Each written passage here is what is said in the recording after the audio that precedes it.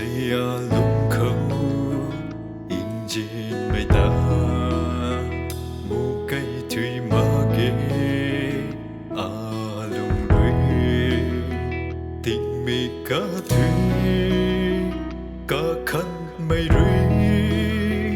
tầm ngắm mà khê in ngà na lung rưỡi dính mây huy nắng ta dính mây lung đinh chun rưỡi ba đi ghê lu một thủy mà lung ninh khâu hậu đã đi mây chun rưỡi ba đi na khuôn bầm mê dính mây ta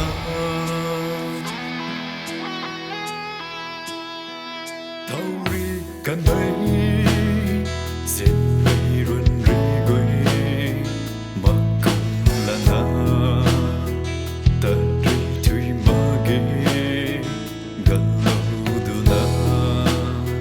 lúc ninh giang xì cá khăn u khâu phang nhà bóng mê quăng đá mây ta lung rưỡi dính mây huy nắng ta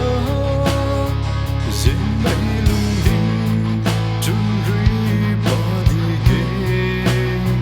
lu một thủy mà lung ninh khâu hậu đã đi mây chun rưỡi ba đi na khuôn bóng mê dính mây ta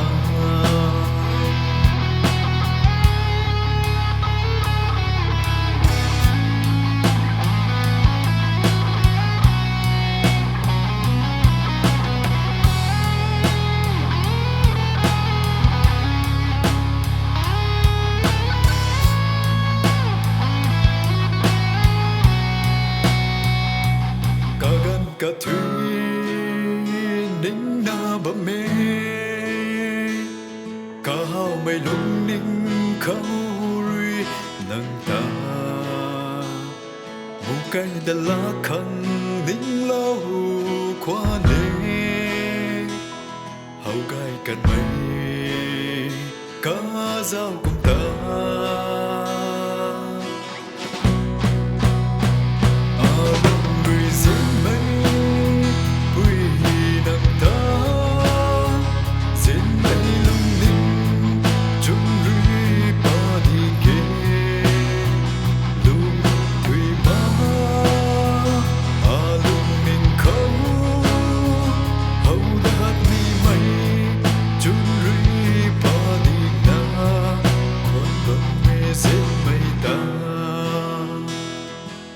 nắng ta ninh na